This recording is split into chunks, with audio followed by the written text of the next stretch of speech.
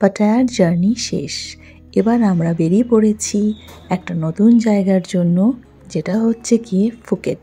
ফুকেটে আমাদের থাকার দিন হলো 3 দিন। পাটায়াতে আমরা ভীষণ এনজয় করেছি অ্যান্ড অ্যাজ ইউজুয়াল ব্যাংকককে যেরকম মিস করব, পাটায়াকেও কিন্তু আমরা তেমনটাই মিস করব। পাটায়া থেকে আমরা ব্রেকফাস্ট করে বেরিয়ে পড়েছিলাম 9:30টার মধ্যে সকালবেলা। ওখান থেকে ব্যাংকক এয়ারপোর্ট পৌঁছতে আমাদের নিয়ারলি 2 আওয়ার্সের মতন সময় লেগেছে। ব্যাংকক এয়ারপোর্টে ডোমেস্টিক টার্মিনাল 2তে আমাদের চেকিং প্রসেস হয়েছে অ্যান্ড এখানে খুব একটা প্রবলেম হয়নি। অ্যাজ নর্মাল যেরকম ডোমেস্টিক টার্মিনাল চেকিংয়ের জন্য যা যা প্রসেসগুলো লাগে সেই জিনিসগুলোই হয়েছে এখানটায়।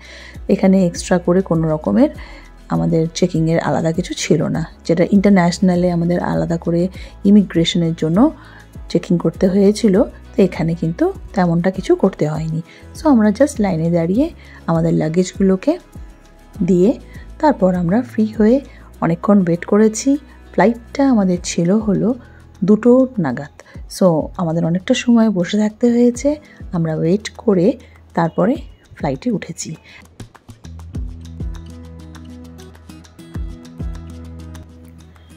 ফ্লাইটে আমাদের ব্যাংকক থেকে ফুকেট 1 আওয়ারের মতন সময় লেগেছে অ্যান্ড সেই 1 আওয়ার জার্নিটাও কিন্তু অসম ছিল।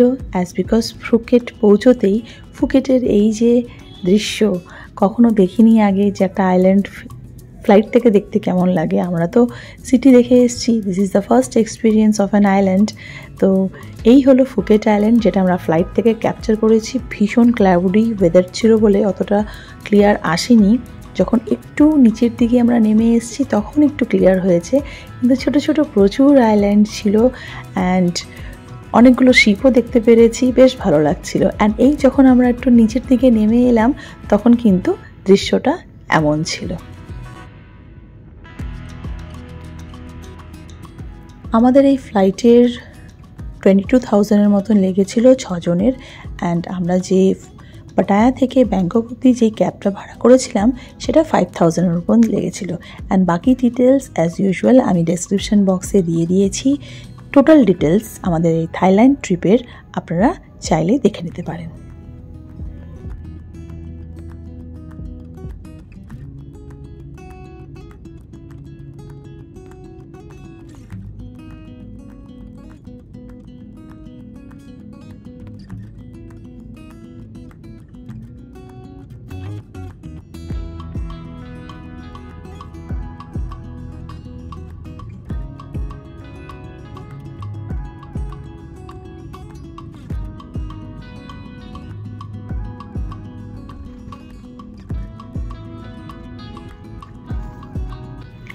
সো ফ্লাইট আমাদের ল্যান্ড করে গেছে অ্যান্ড আফটার ল্যান্ডিং আমাদের লাগেজ সবগুলো আমরা কালেক্ট করে নিয়ে আমরা বাইরে আমাদের গাড়ির জন্য ওয়েট করছিলাম।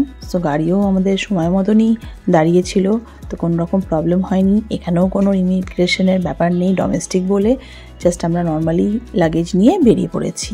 অ্যান্ড আপনারা চাইলে এখান থেকে ফ্রেশ হয়ে নিতে পারেন, বিকজ ওয়াশরুম এসব করে নিতে পারেন। বিকজ এখান থেকে এয়ারপোর্ট থেকে কিন্তু যত ভালো ভালো হোটেলসগুলো আছে, বিচ রিসর্টসগুলো কিন্তু প্রায় 1 আওয়ারের উপরে ডিস্টেন্স। তো রাস্তায় কিন্তু খুব প্রবলেম হবে যদি কোনো ওয়াশরুমের ব্যাপার থাকে বা ফুডিংয়ের ব্যাপার থাকে। এখান থেকে এয়ারপোর্ট থেকেই চেষ্টা করবেন। তো আমাদের গাড়ি চলে এসছে, আমরা গাড়িতে উঠেও পড়েছি। এইবার জার্নি হবে আমাদের রিসর্ট অবধি। তো আপনারা দেখতে থাকুন। এই হলো ফুকেট অ্যান্ড খুব সুন্দর জায়গা।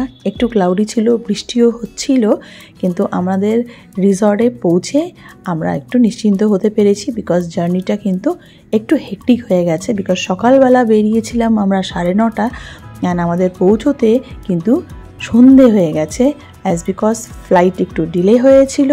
অ্যান্ড তারপর ওখানে পৌঁছানোর পরে আমরা ভেবেছিলাম যে রিসর্ট কাছাকাছি হবে, কিন্তু আমাদের যে আমারই রিসর্ট আমরা ওখানে থেকেছি ওটা কিন্তু অনেকক্ষণ লেগে গেছে, প্রায় 1.5 আওয়ার লেগে গেছে। অ্যান্ড রাস্তায় প্রচুর জ্যামও ছিল।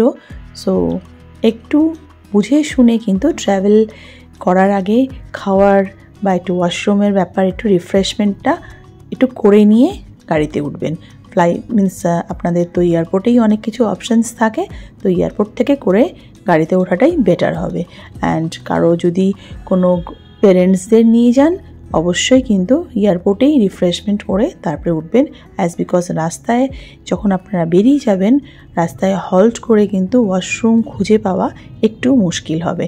অ্যান্ড খাওয়ারও ঠিক তেমন কোনো স্টল নেই। সো আই হোপ আপনারা এই ভিডিও থেকে কিছু ইনফরমেশান পেয়েছেন, অ্যান্ড আমাকে একটু জানাবেন যদি আরও কিছু আপনাদের জানতে হয়। আপনারা দেখুন ভিডিওটা, অ্যান্ড আমাদের নেক্সট ভিডিওতে আমি আমারই রিসর্টের ব্যাপারে আপনাদেরকে ডিটেলসে জানাবো। So till then enjoy this video and will see you in our next video. Tata.